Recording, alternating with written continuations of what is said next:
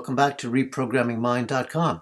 In this clip, we get to hear Dr. Joe Dispenza teach how to romance your future, and we'll also hear about some of the transformations he's witnessed that changed his own beliefs of what's possible. I think if we define a habit as a redundant set of automatic, unconscious thoughts, behaviors, and emotions that's acquired through repetition. A habit is when you've done something so many times that your body now knows how to do it better than your conscious mind. Then it's programmed subconsciously. So then when the body knows how to do it better than the conscious mind, then for the most part, the greatest habit we have to break is the habit of being ourselves, right? So there's a principle in neuroscience that says that nerve cells that fire together wire together. If you keep thinking the same way, if you keep making the same choices, if you keep doing the same things, if you keep reproducing the same experiences and feeling the same emotions, your biology begins to become hardwired in a sense. It becomes programmed. So in order to change something, to arrive at a new vision of your future, if you wanted to arrive at a new goal or new vision of your future, you'd have to change something about yourself in order to get there. And you'd have to change the way you think, the way you act, and the way you feel. When you begin to become conscious of those unconscious thoughts, so conscious that you don't let them slip by your awareness unnoticed or unchecked by you. If you catch yourself speaking in a limited way, or you become conscious that you're behaving in a certain way, in a habit, and you can notice or pay attention to how you're feeling, then you're no longer the program. Now your consciousness observing the program. You're only unconscious when you're in the program. And so to change then is to become so conscious that you don't go unconscious again. And in a sense, that is consciousness that is really the puppet master that really decides who we want to be. I think the biggest problem is that people lose their free will to a set of programs. And so their body is basically programmed into a predictable future based on what they've done in the past. So to change that habituation takes an enormous amount of energy, an enormous amount of awareness. When we look closely at certain habits, whether you can ride a bicycle, whether you can speak a language, whether you can snowboard, when you first learn any of those things, it takes an enormous amount of conscious awareness to get your body to do what your mind is intending. But if you keep doing it over and over again, then the body begins to economize it in some way. And so we have a lot of things that we can do automatically or unconsciously or subconsciously that allows us to multitask, to drive your car, to talk on the phone, to do several different things at the same time. So a habit isn't a bad thing. They can work for you or they can work against you. The problem is if you're, as an example, complaining and blaming and making excuses and feeling sorry for yourself and judging other people, and you practice that and you get really good at whatever you practice that enough times that you're unconscious to the fact that you're doing it. The moment you become conscious that you want to change that, you're going to be uncomfortable. It's going to feel unfamiliar. It's going to feel some degree of uncertainty. You're leaving kind of familiar known territory and you're stepping into the unknown. And so many people, when they want to change a habit, they have to be willing to be uncomfortable to do it. But habits can work for us. There's a lot of great habits that you and I both have that I would never want to change or would want to evolve in some way. But then there's a lot of habits that don't serve us. And so a person really wants to set a vision of the future, whatever that is, and they just have to agree that in order to arrive at that vision, they have to change in order to get there. If you look at a lot of the work that we're studying in terms of human change and human transformation, we've seen people with really difficult pasts, really brutal pasts that were abused and traumatized at a very early age, and then repeated traumas that took place in people's lives. And they had night terrors, and they couldn't be in relationships. They had social anxiety. They had a lot of health conditions. We've seen them completely change to be happy people again, to to free themselves from the past. And so I would never put a limitation on change because I just don't think you can really predict that. I think many people that are learning how to change and they understand what they're doing and why they're doing it and the how gets easier. I think for the most part, people can change all kinds of things. And when they do change, our research shows that their brain changes, their heart rate changes, their gene expression changes. There's thousands of metabolites that are being released into their bloodstream that weren't there prior. There's a host of different changes that take place biologically that kind of support the person's transformation. How have the changes that you've witnessed at your meditations affected your belief system? I'm so pleased to tell you that my beliefs have been challenged just in the last 2 years in witnessing so many different changes in people's health that I never knew was even possible. Everything from stage 4 cancers that were in a very progressed state that metastasized to organs and tissues and bones in the body, a complete reversal in that health condition. Not once, not twice, not 3 times. We've seen it many times. We've seen people that were blind, that have been deaf, that have ALS, that have lupus, that have MS, that have Parkinson's disease, that have spinal cord injuries, that have strokes, PTSD, myasthenia gravis, cystic fibrosis, muscular dystrophy. We had a woman that had her thyroid removed, surgically removed, and I know this is difficult even for me to accept, and grew a new thyroid back. We have the medical evidence for that. So I don't know any longer what the limit is. I think there's something really cool happening in the world when people believe in themselves. And when you believe in yourself, you have to believe in possibility. When you believe in possibility, you have to believe in yourself. So when somebody has the opportunity, and I think a story is, everybody loves a story. There's nothing better than a story. And when someone stands on a stage in front of 2,000 people and talks about their journey to heal themselves from a chronic health condition, and it's not always pretty. They lose things. They lose family. They sometimes lose their careers. They get sick before they get better. And you see this person's persistence, and you see that they were not doing the work, their inward work to heal. They were doing the work to change. And if they understood, if they truly changed, that their biology should change, and they were uncompromising every day in showing up for themselves and staying conscious of their unconscious self, and then reprogramming themselves in some way. When they tell that story, it's the 4-minute mile. It's somebody breaking through a level of consciousness or unconsciousness, and the collective that's observing the example of truth. They're actually relating with that person in a way that causes them to examine possibility differently. And when you become conscious of a new possibility, a change in consciousness is a change in awareness, right? So now it's in the collective.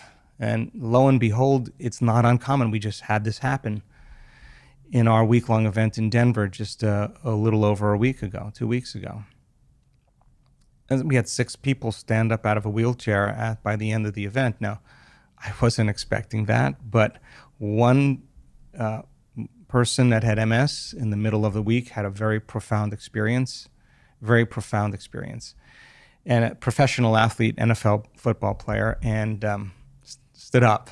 And he stood up for the audience. And when he stood up, he said, "I thought I was going to a yoga retreat. I thought my brother was taking me to a yoga retreat. I had no idea what we were doing here." And then he said, I just never loved myself. And it was his act of change that somehow changed his health condition. He somehow upregulated genes in different ways, suppressed the genes for MS, and somehow he was more mobile. He was walking by the end of the event, and he was the magic number one. And when everybody saw that and the crowd, the audience was excited, we started seeing other people have a similar experience. Now that possibility is becoming more of a reality for people. So I never limit what could actually happen, but I can tell you that what an amazing time right now to witness people really doing the uncommon. I do feel responsible for always keeping the information based in science and as pure as possible. I feel it's really important to do the research that we're doing. I mean, we've studied so much from a scientific standpoint, the process of change and the process of transformation and what meditation actually can do for a person in terms of their biology and some of the changes that we're seeing just in 7 days. My responsibility really is to give people my greatest understanding of the truth and numerous opportunities to experience it, nothing more. You know, there is a way to inspire people into possibility. And so we combine different models of science, whether it's quantum physics or neuroscience or neuroendocrinology or psychoneuroimmunology, the mind-body connection, epigenetics, electromagnetism. All of these sciences allow people to understand themselves better. And if knowledge is power, knowledge about yourself is self-empowerment. You can empower people to do something with it. So the more you understand what you're doing in the process of change, the more you understand why you're doing it. As I said, the how gets easier. So we now know that if you give people sound scientific information, and that is the contemporary language of mysticism, and they can learn that information, they're basically making new circuits in their brain. That's what learning is. Learning is forging new synaptic connections. But if you don't review what you learn, if you don't repeat it, it's so much easier to forget it than to remember it. So you got to repeat it over and over again. So we allow people in our workshops to then begin to turn and teach it back to somebody. They have to really explain it. If they can't explain it, it's not wired in their brain, and something's going to be left to conjecture, to superstition, to dogma, to spirituality, and that's not the result we want. We want them to use science as that model. And if they can explain that model and remind themselves what they've learned, reproduce the same level of mind, nerve cells that fire together, wire together. So they begin to install the neurological hardware in their brain so that they are prepared for an experience. So then if that information is installed in their brain, that philosophy, that theory, that knowledge and information, and now they can remember it and they have that model of understanding. And they understand what they're doing and why they're doing it. If we can set up the conditions in the environment and give them the proper instruction, if they can get their behaviors to match their intentions, if they can get their actions equal to their thoughts, if they can get their mind and body working together, they're going to have a new experience. Now, experience enriches circuitry in the brain. That's what experiences does. The moment those neurons begin to string into place, though, another part of the brain makes a chemical. And that chemical is called a feeling or an emotion. And the moment you feel unlimited, the moment you feel grateful, the moment you feel empowered, the moment you feel whole, now you're teaching your body chemically to understand what your mind has intellectually understood. The information is just not in the brain now. The information now is literally in the body. And now you're embodying the truth of that knowledge, of that philosophy, of that theory. So then you're teaching your body and instructing your body chemically to understand what your mind has intellectually understood. Okay, so then that information that's coming as a new experience is changing your biology in some way, and we've actually shown this. So then if you've done it once, then it means you should be able to do it again.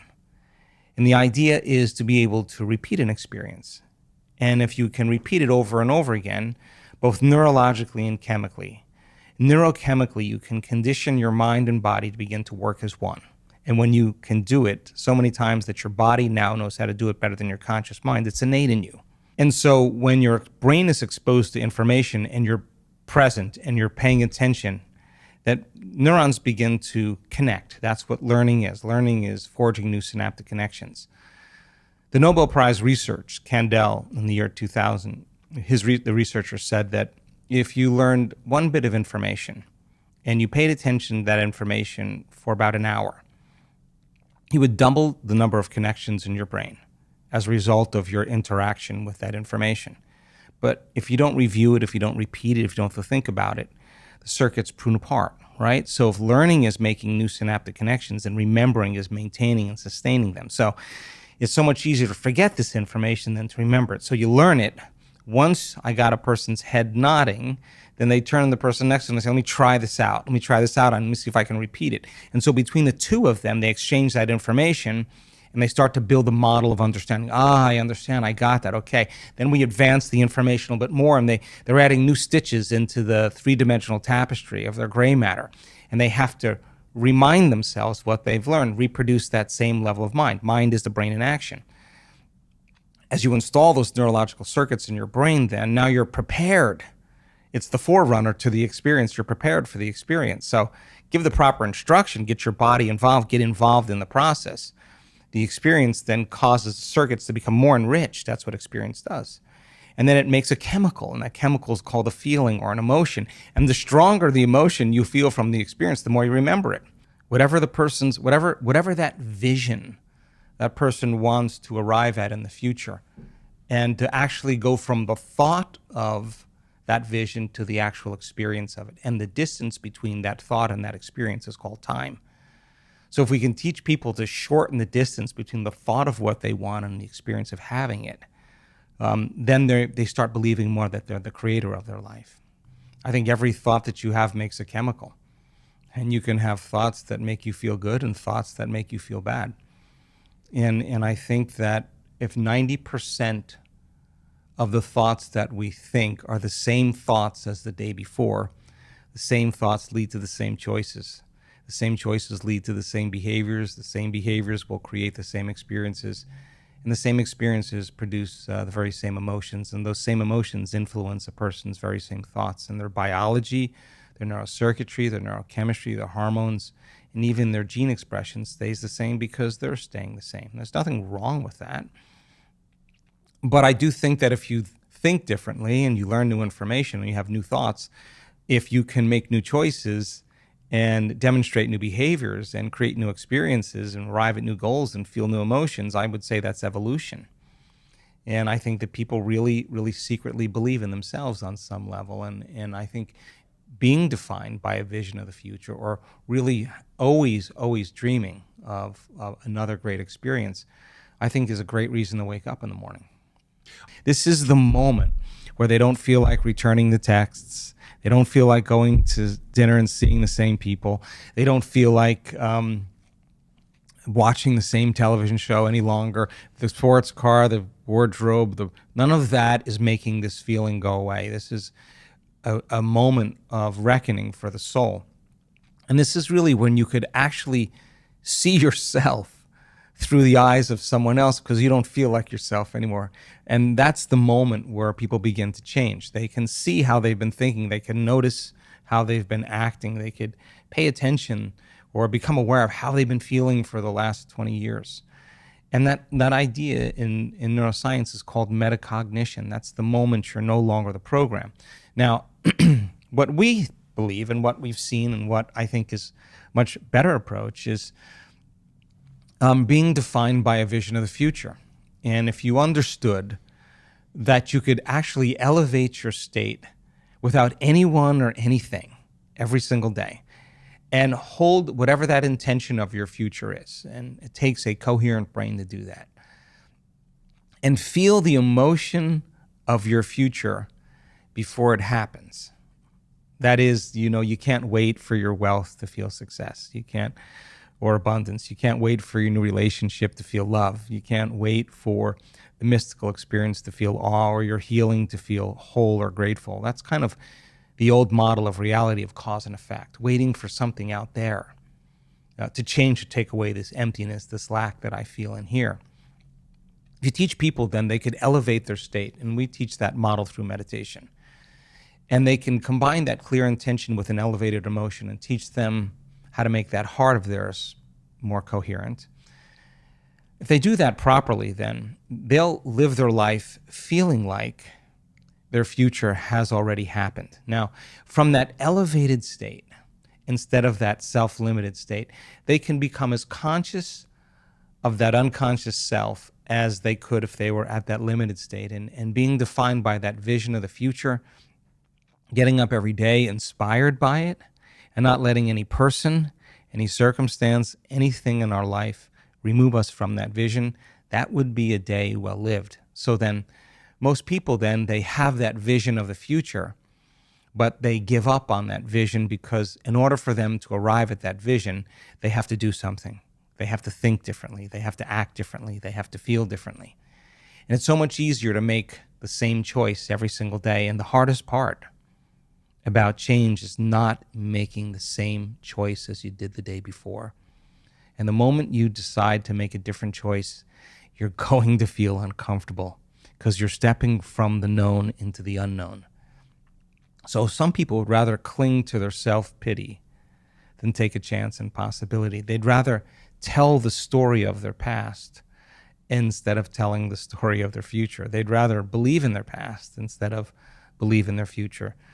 It's so much more important, though, to romance your future instead of romance your past. And I think if people understood that they could actually arrive at it, I think many people have done this already in their life. I think everybody, at least once in their life, has done something great.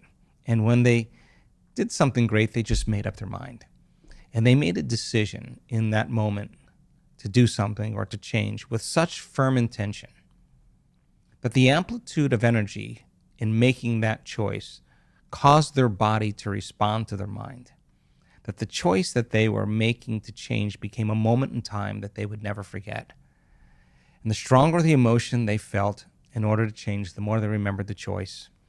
And we could say then that they're giving their body a taste of the future emotionally, and they're literally aligning to that destiny.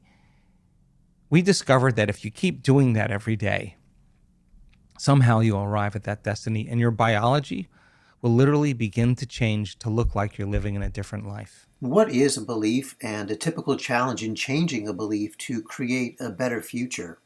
I think in so many ways that a belief is an unconscious process. A belief is a thought you keep thinking over and over again until it's hardwired in your brain. And most beliefs are based on past experiences. And so many people have a belief about something that has to change in order for them to arrive at a new place in their life. And what we discovered a lot of times with people in this work is that when they say, for example, they were healing themselves of a health condition, sometimes they would do their meditations 3 times in one day. And I asked them, why 3 times? And they said, because I stopped believing. And when I caught myself no longer believing in it, I had to sit down and change my belief again. In other words, they had to get up believing more in their future instead of believing less in it. And they have to change their state of being to do that.